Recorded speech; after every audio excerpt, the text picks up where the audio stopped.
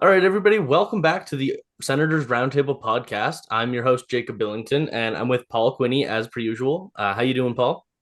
Hey, I'm great, Jacob. How are you? I'm doing really well. And today we have a special guest, and we're doing a special kind of show today. So we have Jacob Strozyk, my co-host from the Fantasy Forecheck podcast. How are you doing today, Jacob? I'm feeling fantastic after a big dub. We'll get into that. So we're recording this right after the Senators Sabres game. So Jacob is a writer for the Sabres on the hockeywriters.com. And like I mentioned, host of the Fantasy Forecheck podcast. And later in this episode, we're going to have Mike Fink. He's a writer for the Islanders at the hockeywriters.com. And we're going to have him to talk about Thursday's upcoming game. So I get to do this week, Jacob. I'm going to pose you the question of the week. You always do All this right, to hit me me. on our other podcast. All right, hit Um, me. you're doing NHL 24 fantasy draft, but in real life, you're just the NHL's restarting. Who are you taking first? Tim Stutzle, Tage Thompson. That's a tough one. You put me in a pickle with that type of question. But all in all, overall, I'm still going to take Tage Thompson over Stutzla by a tiny, tiny, tiny margin. And the reason I'm going to lay out is very simple. I value goals more than I value points. And Tage is a goal scorer first more than he is a point scorer. So getting a player like that on your roster, I feel is much more important when you can balance it out with playmakers and wingers and people who will rack up assists. Not that Stutzla doesn't score goals, he still does, just not as many as Tage. Hey, Paul, you going to take Stutzle or Thompson? Well, I was going to take Stutzle until tonight when I saw Thompson score two goals and Stutzle, to quote Dean Warmer, is 0.0 tonight. But seriously, statistically, there's not much to separate the two uh, with respect to Thompson, there aren't many 6'7". Was he 6'7", 220 pounds? 6'6". 6'6", yeah, and he's a power forward. He can use his size to overpower the opposition. But I'm going to give the edge to Stutzle because he's got that competitive fire. He brings an edge to the team, and he's kind of a finesse. He may not be a power forward, but he's a finesse style player, a real playmaker. And so what he lacks in size in comparison to Thompson, he more than makes up for in character and drive and pure skill. So, I'd choose him. I could be the tiebreaker here, but I'm going to leave it up to the comment section. I'm going to let everybody kind of decide Oh, for us who you're going to take. I think you can all guess my answer, but I'll leave that up to the comments to decide. Both of them, I'm a huge fan of both players. They are two very different players, but could you imagine Tage Thompson in the middle with Brady Tkachuk on the wing? Just Mm, saying. yeah. So we'll move to the defense. Jake Sanderson or Owen Power. We'll start with you this time, Paul. Well, they're both good two-way defensemen. Not much to separate them statistically, although I do note that Sanderson's he has a minus 6+ minus versus Power's +10. But I like Power's size. I've got him at 6'6" and 218 pounds. Too bad he doesn't use it, eh, Jacob? I'll discuss that when I do my pick. But even so, despite the size difference, I like Sanderson's skating and his playmaking ability. I like the way he's able to carry the puck out of the zone and then make plays, make great passes through the neutral zone. And he's emerged with Ottawa now as their top D man on the power play. So I'll take him. Yeah, and I have in my notes here, you mentioned the top guy on the power play. He played 5 minutes and 11 seconds on the power play today. So that's pretty Yep. great. Jacob, who are you taking? Yeah, I'm not going to disagree with Paul in his assessment that there's not much that separates them statistically, really. They're really close. And I like both defensemen, but I'm still going to take Power over the two for, in my opinion, the better defensive player between the two. I feel like positionally he's better. I feel like as far as his awareness goes, he's better. Offensively, they're about the same. Sanderson probably has a slight edge offensively. To be completely honest, Power is more of a sit back and try and make a pretty play type guy, as opposed to Sanderson, who's a little bit more keep it simple, get the puck on net, and just make the simple basic play. So I think there's a bit of a separation there, but overall, positionally and defense wise, I'm taking Power. I wish for all things good and holy, he would throw a hit or use his body for something other than the fact that his arms are the size of tree trunks. So I need him to play physical so much more to separate him from somebody like Sanderson. Because right now it's right there. Yeah, and admittedly, I haven't focused on Power's game as much. I'm not aware of how good he is defensively. I know he's good and he's more than competent and whatnot. But I'm going to tell the Senators fans listening here to take it easy on Jacob when you're telling him how good Sanderson is defensively. He is good. He does also have his lapses. So I agree with your assessment.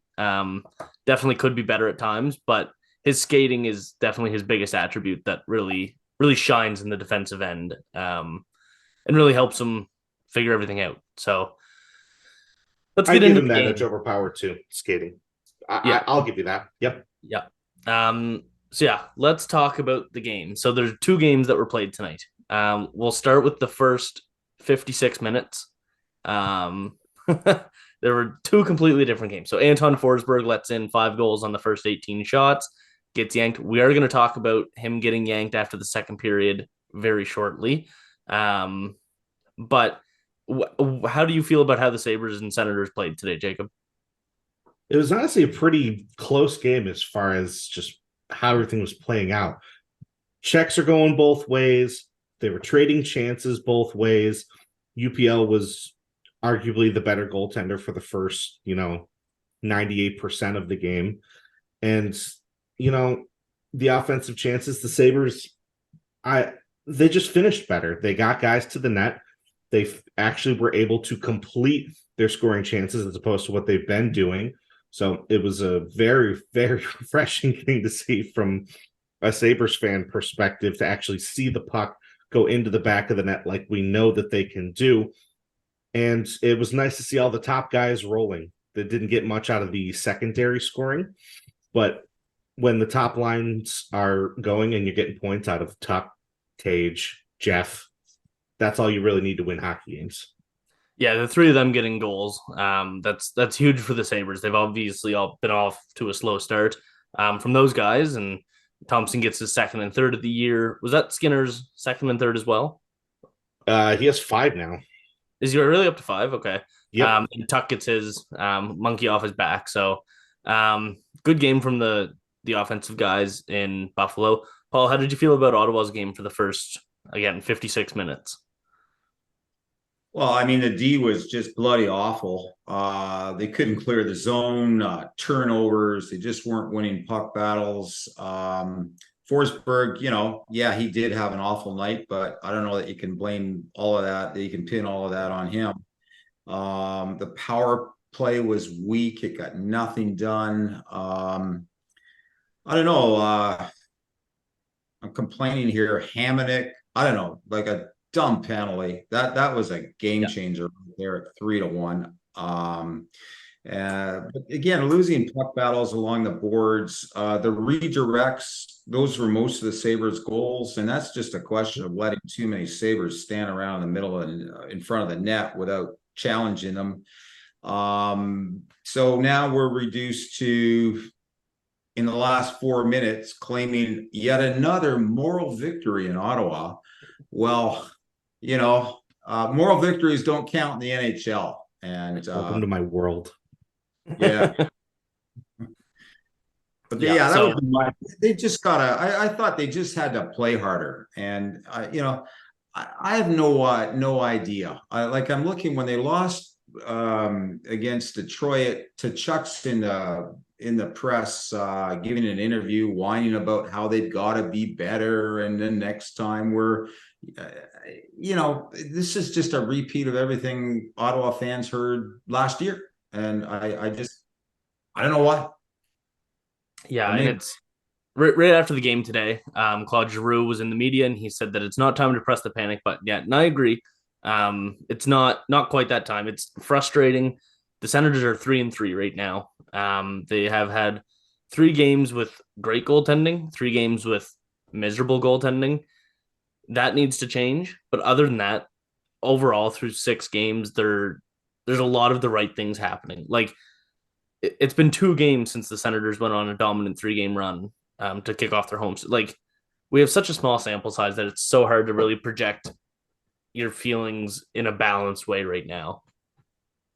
Well, yeah, okay, small sample size. It's only 6 games. Yeah. Not time to press the panic button, but we're getting there. The Atlantic Division is going to be a battle from start to finish, and Ottawa just cannot afford to drop games to 2 teams, Detroit and Buffalo, that they're going to be battling for a playoff spot, probably a wild card spot. Yeah. But they did exactly that. They dropped the 2 games. And you know what? They're a 500 hockey club now. That's it. They needed to be better. This was a chance, this homestand, for them to put some distance between themselves and the rest of the pack, and they didn't get the job done. Yeah, that's the bottom line. Yeah, and Ottawa's really struggled for the first month and a half, 2 months for the last 4 years now in a row. And so the 3-game winning streak was very positive. People are just getting really antsy and nervous about a 2-game losing streak where it was a 5-4 game or 6-4 game this evening, but it was a blowout. The score does not tell the whole story. So that's 2 games that they got blown out in a row. So, well, just one small point, and then I'll shut up, is sure, those 3 games they won them against weak teams. When they got up against good teams, Buffalo, Detroit's probably one of the hottest teams in the Atlantic Division, and the Canes, they were awful. And so I don't take any consolation from them beating up on the Flyers and Tampa Bay without Vasilevsky, and I don't know who else did they beat up. I don't know. Yeah, the Flyers and the Capitals. Yeah. So yeah, there's a lot to take from it. So first 56 minutes from a Senators perspective, I'm sure there's not too many Sabres fans listening. The first 56 minutes was a blowout, but then all of a sudden, actually, and I'll ask you about this, Jacob. What did you think of the whole Brady Tkachuk, Alex Tuch kind of bout? I mean, I like it. I think the play just before it, Tkachuk's trying to rally the troops, so he's starting to, throw a couple of extra bumps, trying to, agitate a little bit because, he's the captain. He's trying to play his role. He's trying to really get the guys fired up, even though they're not winning. Even if they lose the game, get everybody rallied behind you, get prepared for the next game. So I don't really have a problem with what he did or anything. I like the fight. I don't love that Alex Tuch's face got busted open, but overall, I like fights. No matter who wins, who loses, so long as nobody's getting knocked out and concussed or anything like that. I think having a fight like that at that point in the game, that's the right thing to do for both teams. You make the trade. You got 2 star players. They're both going to sit for the rest of the game or 5 minutes if it gets tied by some miracle. And that's perfectly okay. I'm absolutely here for it. I like that kind of stuff. Yeah, and the way the fight started, so Tuch was at the blue line. Brady Tkachuk took a run at him. He did get his hands up high, but he didn't really make contact. Tuch obviously did not like that. And then I really did not like that the play that Tuch did that really led to the fight. Stuck his hip out and clear interference on Brady Tkachuk, but I get it. Like the guy just took a run at you. Both of those plays I don't like to see, but Brady Tkachuk gets the instigator on that. He stands up, drops his gloves. Tuch sees that and has no problem, drops his gloves. I don't agree with the instigator penalty and the fact that it was in the last 5 minutes of the game. So Brady Tkachuk is going to face a suspension, will miss the next game, and DJ Smith will face a $10,000 fine. The Senators are going to appeal that. They're going to say that probably shouldn't have been instigating.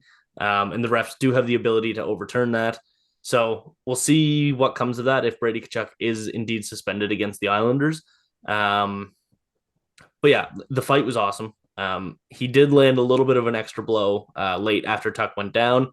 That could be dangerous. I don't expect the league looks at that, but never say never. But that got the Senators back in the game. And so right before we started recording, I asked Jacob if he was kind of sweating watching the game and really stressed out and in those last 4 minutes because Vladdy Tarasenko, Josh Norris, and Matthew Joseph scored 3 goals like back to back to back in the last 4 minutes. And all of a sudden it's a 5-4 game. And the Senators then go on a power play with 30 seconds left. So they're 6-on-4.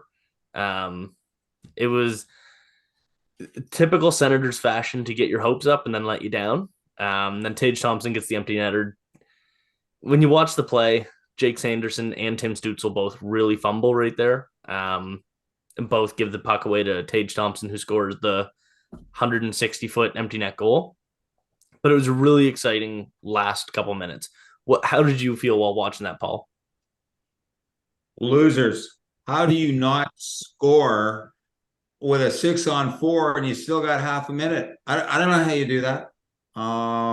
Watching the Keystone Cops. Yeah, that kind of summed up the whole game. I hear Jamie McLennan from, the announcer saying, well, there were some positives from this game, but I guess he gets paid to say that. I don't know what the positives were. As far as the fight goes, yeah, sure. I don't think Tkachuk had any other option but to drop the gloves. Although I just hate seeing him fight. That shouldn't be his job. I know he's got that in him, but it's so easy to break a hand. Yeah, and well, he already got a stinger early in the game, and everybody thought it was a big shoulder injury, but he was back. Jacob, what did you think of the last 4 minutes? If you're in absolute panic and typical, Sabres blowing a lead when UPL is in goal, it's nothing new from our perspective. As soon as I saw Luukkonen's in goal tonight, I was like, all right, we got to score at least 5 goals, otherwise we're not coming out of this. So I felt, pretty confident up until that last little bit, and then as soon as the second and third goals went in, I just went, oh no, it's gonna happen, isn't it? And it almost did, because I am so sick and tired of seeing the Sabres just get sloppy and watching UPL just give up goals when it's just like, make a save, goalie, come on. And he just can't do it for some odd reason. I'm not blaming him for every goal that went in, but at the same time, you were playing fantastic up until that last point when it really, really mattered. They just didn't have it in him for some reason, and I'll never get it. Yeah. And well, I mean, like, you can't blame him on many of them. Like the Drake Batherson to Josh Norris cross crease, that's going in 100% of the time. Unless it was Alex DeBrincat last year, then he's hitting the post. But yeah, the last 4 minutes was super exciting, and as stressful as it probably was for any Sabres fan, it was probably also like just the energy of that game. It was nail biting, but now that it's over, pretty exciting finale to the game. Last thing I want to talk about, just in terms of this game, is DJ Smith. So a lot of people, there was a fire DJ chant going on in the Canadian Tire Center. People talking about his deployment. I saw some people questioning his decision to pull the goalie with 34 seconds left and a power play. And they're like, I don't know. Their reasoning was, you already have the power play. You don't need the extra guy. And I'm like, come on, you can't, like, everybody just wants to call for DJ Smith's job just to do it at this point. And so I just put out a tweet. I haven't checked any of the replies yet. And I just asked, like, genuinely curious, why do you want DJ gone? Now, there is one standout, and I'm not sure if you both saw it. When the second period ended, you could see DJ Smith go up to Joonas Korpisalo and say, hey, you're going in for the third. You're going to close out this game.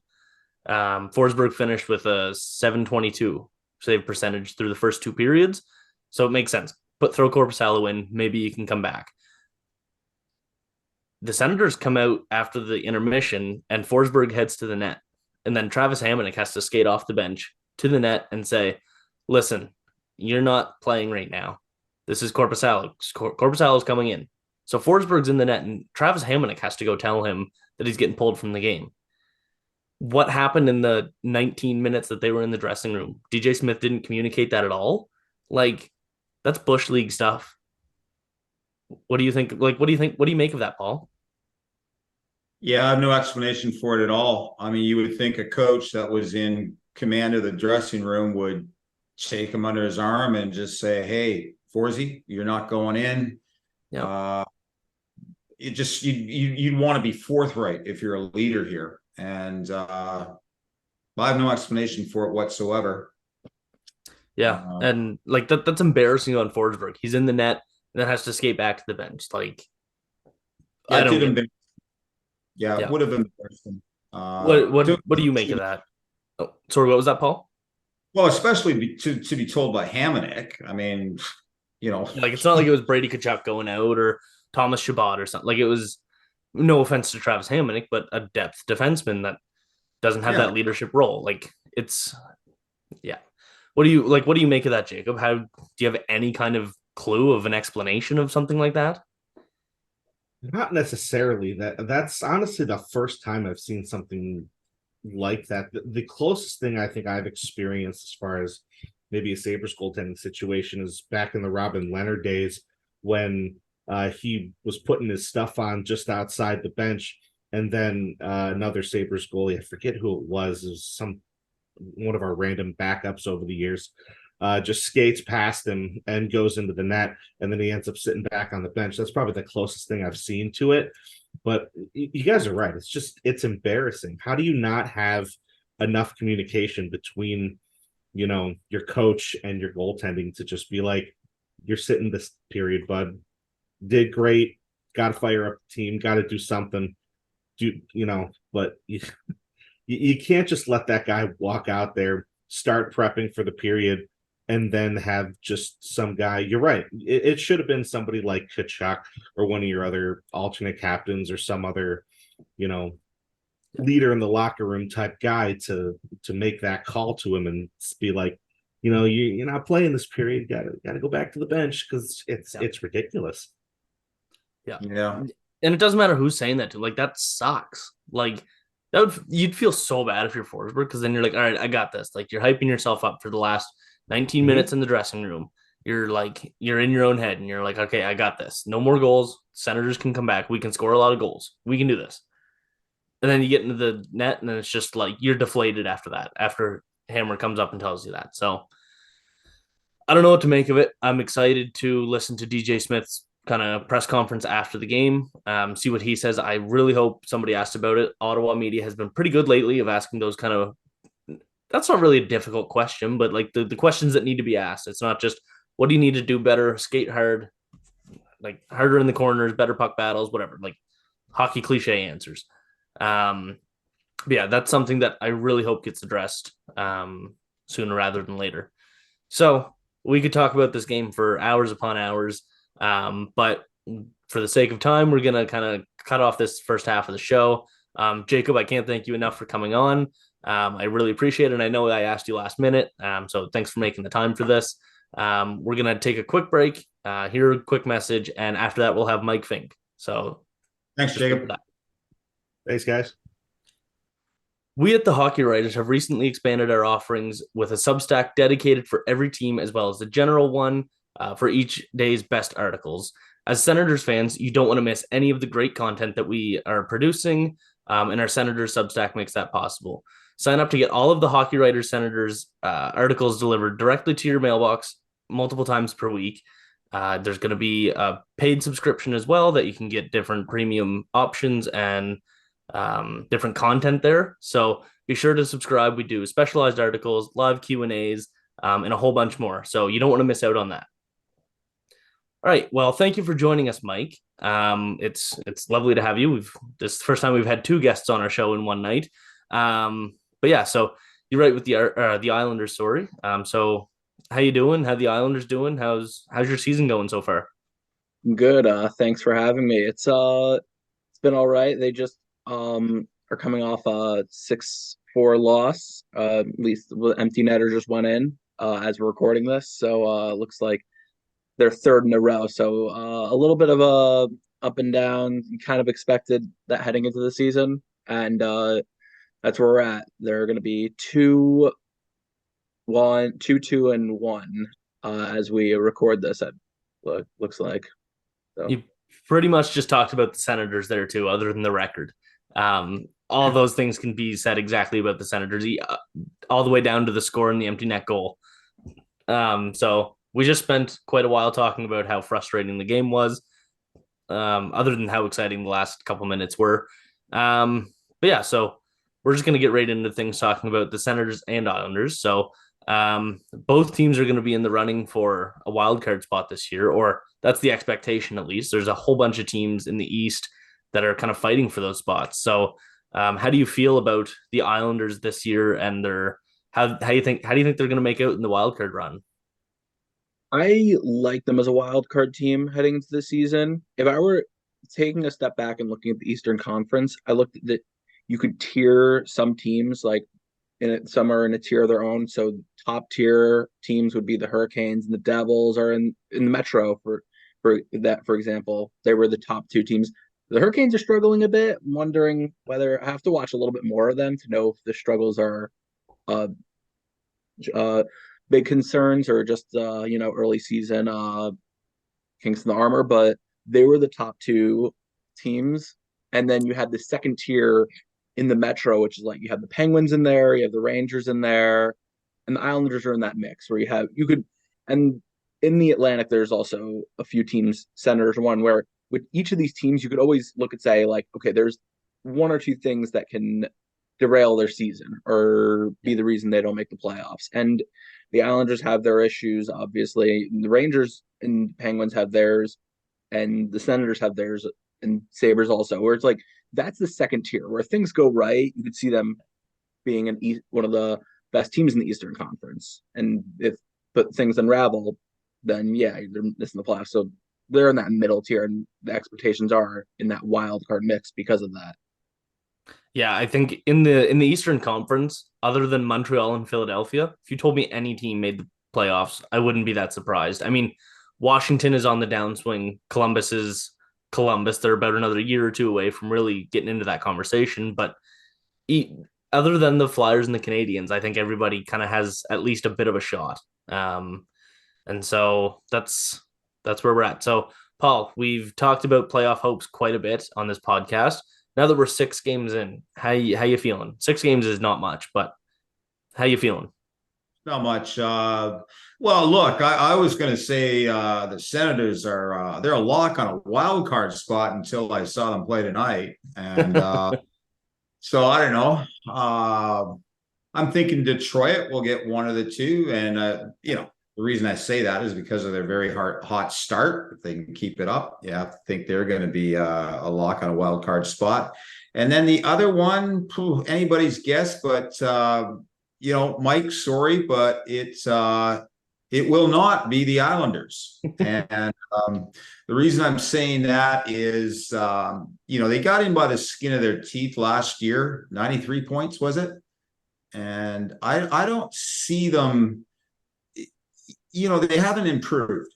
What'd you get? Bo Horvat this summer, but that was about it. You've still got a strong defense and great goaltending, right? But I don't think the teams improve that much, and all the other teams in the Metropolitan and the Atlantic, or many of them, have improved. So if you do make it in, it'll be, as I say, by the skin of your teeth. So I like Pittsburgh as the other team. Yeah, I think Horvat was brought in during the All-Star break last year, and Pierre Engvall was also brought in during the trade deadline. They didn't make any moves during the season. I guess the thing to hang your hat on is something that not a lot of other teams in the Eastern Conference can hang their hat on, which is goaltending. Where in a league where so many teams are just rotating through goaltenders or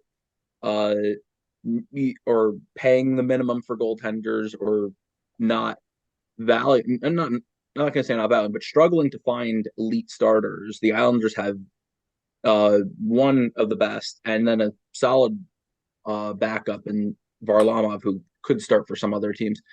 And the question is whether that's the worthwhile thing to really invest in a league where, you want skill. So, I mean, that's why they're kind of in that position. Like goaltending is going to raise their floor, I think, but you got to wonder if that's going to be enough for them. So you're saying there's no chance that we can talk a trade with goalies, huh? That's Trade not goalie? I don't want Varlamov's 4-year contract. He's a great backup right now, and like you said, could be a starter on some teams. But for the next 4 years, I'm not sure. He's also 35. Do you want to have another 30? I don't know if they have too many 30 plus goaltenders, but you don't want to add another one to that mix. I don't think you'd want to do that. Exactly. Right. I have the Islanders on the outside as well, and right now I think Ottawa is going to be like either that like 8th or 9th spot. Same with the Islanders; they're going to be right there. I don't know who I have making those, but right now I think both are on the outside. I just need to see Barzal and Horvat getting going together, and then I'll be fine. So my predictions mostly based on last season because again, 6 games is not very much. I need to see if Horvat can really do it in New York. Didn't do a ton of it last year. I expect that it'll look good, but I need to see it first. That's really my only gripe is that Brock Nelson is the 1C on that team, or at least the best center right now.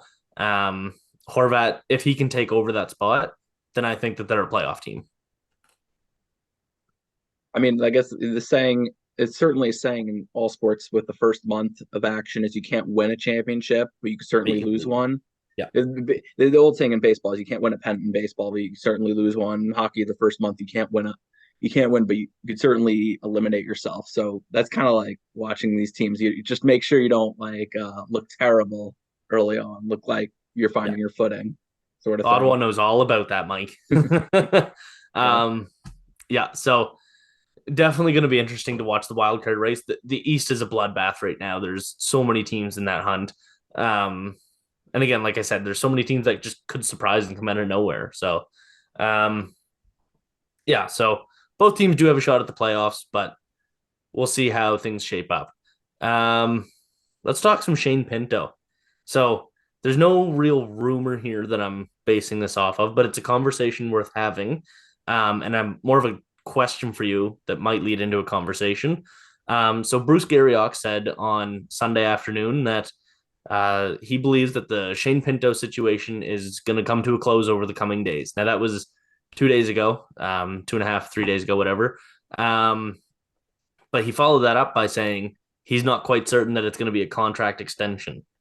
So that's gotten people losing their mind and thinking the worst, drawing conclusions from everything. If the Senators are going to look to trade Pinto, do you think that the Islanders are going to be a possible destination, Mike? I think yes and no. Where if you ever have Islanders rumors and Lamoriello making a trade, the best bet is to say he's not going to make it. Right. Like in the years of covering him and following his tendencies, it's he'll always make a move on a different schedule than everyone else. He operates on a different schedule. So like the example, Bo Horvat, he made the deal during the All-Star break, not during the trade deadline. So like he's operating on a different schedule. And he very rarely makes these big moves. So, or even a move at all, like to add Pinto. I think it makes sense, especially considering Lamoriello's tendencies. He loves centers, even if the Islanders have 5 of them, which they do now. They have 5 because Barzal was a center that moved to the wing when Horvat was added. So they have 5, but he'll add, and there's always the idea you can never have enough centers, even though they really need help on the wing. They need really versatility, someone who could both score and create offense in the top 6. So, but that's the type of player Lamoriello would like to add, but I don't think he'll end up making a move. There's a few things to dive into with that, but I think the big thing is what do you send back? I mean, unless the Senators want Pajot somehow in a deal back, which it doesn't seem like they would want him back in a deal because there was talk about maybe he would be part of a deal, would have been part of a deal for DeBrincat, and didn't seem like that was seemed like a non-starter. but it seems like there's not a lot to send back for a player like Pinto. And on top of that, like I think in the end that you'd think a contract does get done with them. The only other thing on my mind from the Senators' perspective is that this is another situation where it's like there's one team that you say, okay, this is a really good fit, similar to the Brinkat. If you're the Senators, you're looking for a second team. You're just looking for two teams now. You're looking for another team to all you need is two teams who are interested in him, and then you can get a good offer. That's what happened with Alex DeBrincat. It was like all they needed was, Islanders were really an outside chance, but all you needed was a second team that was slightly interested. You could get a few pieces from in a trade. So I think that's the other part of that. But ultimately, I think you're looking at him coming back to the Senators. That's what I would bet on. But Yeah, and they're in a tough situation. Dominic Kubalik has not been very good at all to start the season. So if you could ship him out and give Shane Pinto that $2.5 million, that solves your problem right there. But now all of a sudden, can you move Kubalik? Because he has been terrible, quite frankly. So Paul, I'm not just going to ask you to throw crap at a wall and hope it sticks with a mock trade or something. But what do you think of the whole situation? Because we haven't gotten a chance to catch up on this.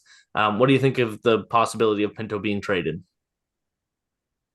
Well, actually, maybe you guys can straighten me out here, because it would seem to me, because Ottawa's only got what, $62,000 in cap space? Yeah, something like that. So, am I wrong to assume that really the only thing that they could take back is a draft pick or a prospect? And prospect, yeah. Unless they move Kubalik in the deal as well, or if they move Joseph as well, but that would be foolish because he is on fire right now. It is possible that we've seen it happen. The Islanders made a deal when they got Kyle Palmieri where they sent a draft pick to eat up salary. It was one of those interesting situations where they took on Palmieri, but then they sent a draft pick. And then part of that was the Devils took on some of the contract that Palmieri had. So you could see that. It's unlikely. Then if anyone's going to do it, possibly the Islanders would make a deal like that. Yeah. It's definitely possible, but the Ottawa Senators only have 60,000. So unless they're getting a contract for nothing, because like I said, unless Kubalik's coming off the roster, then they're already running with a 20-man roster. They can't afford to do anything. So they can't really take on any salary at all right now. So I guess the question would be, what's the highest draft pick you could get for him? I saw somebody say, well, I'll trade him for a first-round pick. And it was like, no, you're not going to get a first-round pick for Pinto. I think you could. Yeah. Maybe not the Islanders because they're on the outside, but if it's like Colorado's first-round pick, I don't know who has whose first-round pick and whatnot, but if it's Colorado or Vegas's or like in that late 20s, maybe even in the 30s, I think you could absolutely get that. There's been first-round picks sent for much worse players than Shane Pinto.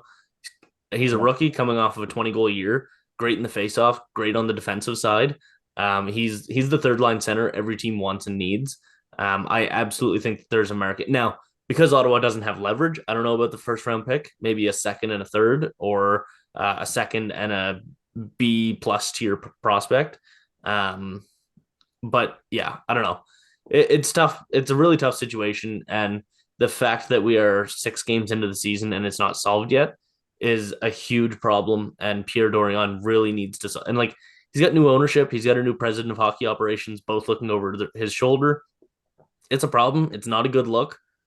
I don't know how they're going to solve it because he's fantastic. Ottawa doesn't want to lose him. Ridley Gregg is playing good and could be a replacement, but Gregg can also play the wing. So you're in a lose situation right now. It's interesting you mentioned the trade with the trades. Like, I'm trying to think of what can you trade. Well, the Senators are a team that's ready to compete now. They're ready to enter that Eastern Conference playoff picture, enter the top tier of the Atlantic Division. What can you get in a deal that helps that roster over Pinto? Let's say Pinto would be a third line center. What can you add in a deal that would actually help your team. Because a draft pick, as much as you like the draft assets you could flip into the trade deadline, what can you get in a deal that helps this roster? That's kind of something I would think about.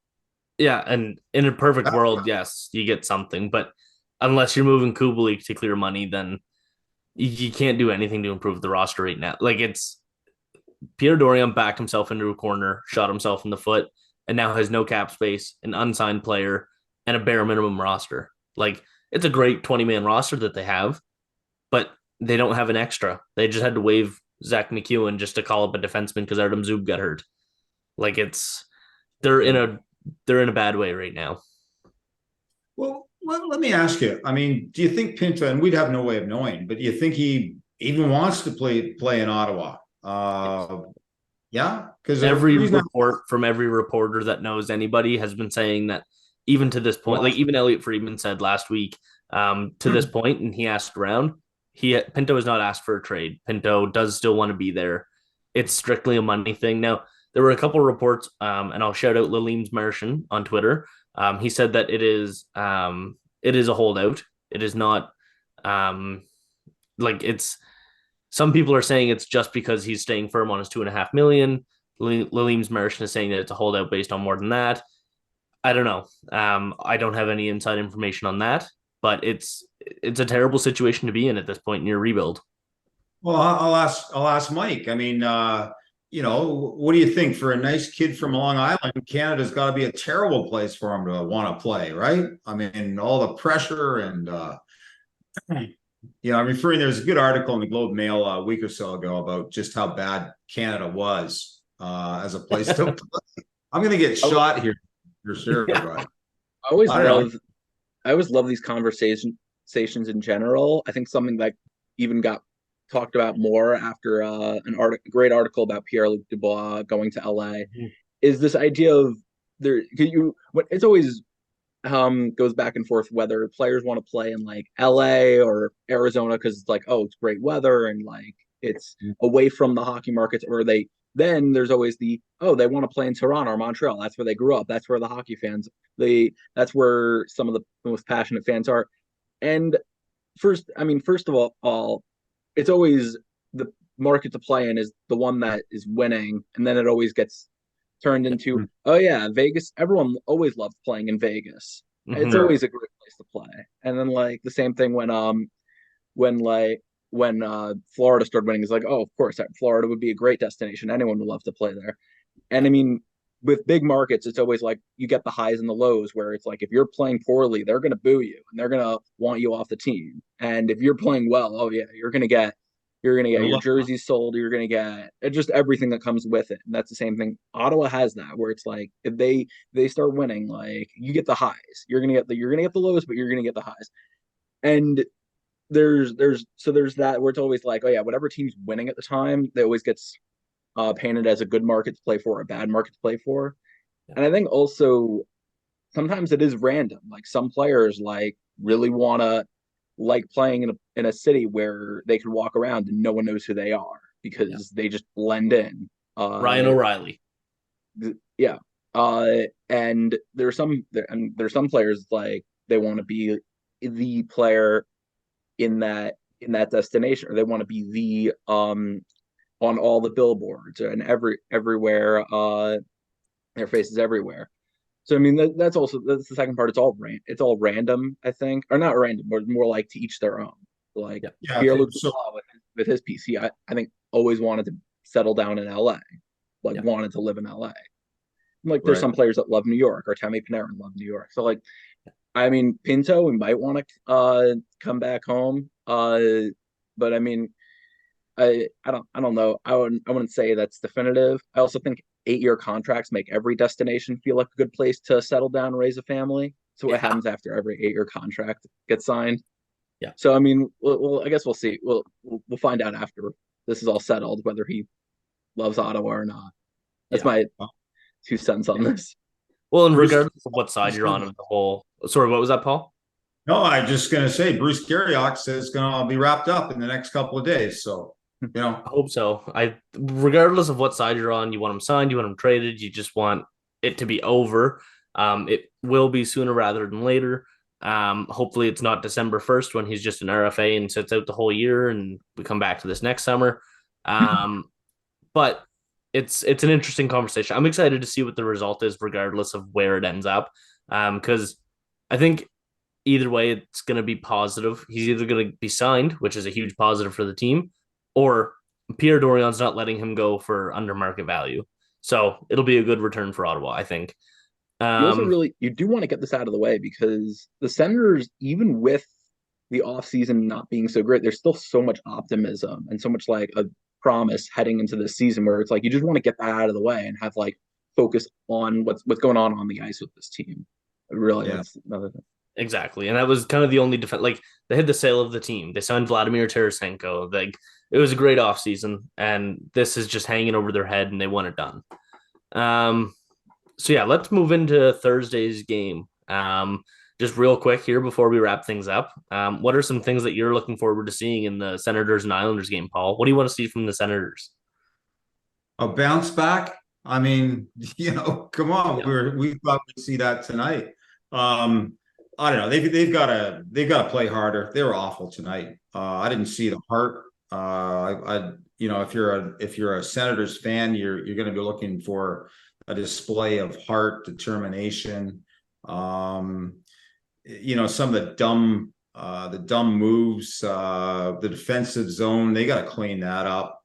And I don't know about the goaltending. I mean, I'm on record as being skeptical as to their goaltending, but neither one of those goaltenders is looking very good.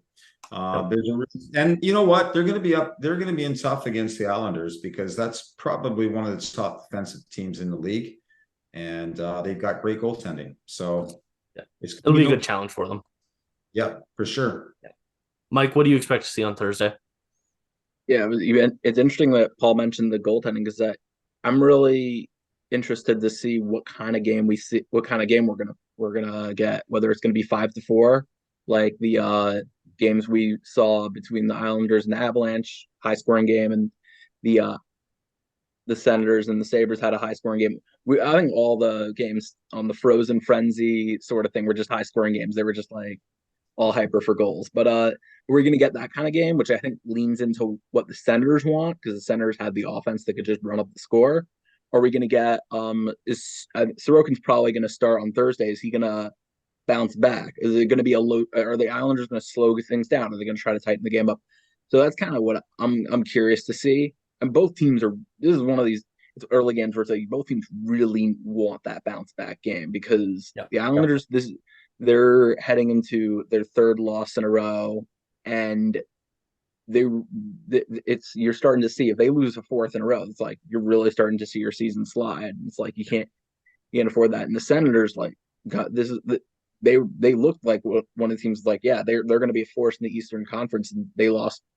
They're coming off a tough loss to a Sabres team who's stumbling. So this is a game that both teams you really want to bounce back and also win the way that they do. Like they're win the way that we're expecting them to win. So I think the Senators they'll want to run up the score, put up 6 or 5 against the Islanders and against Sorokin. And Sorokin wants to have a bounce back game. He's allowed 5 goals at least in each of the last 2 starts. He's going to want to have a shutdown performance, and the defense also, for that matter, does too.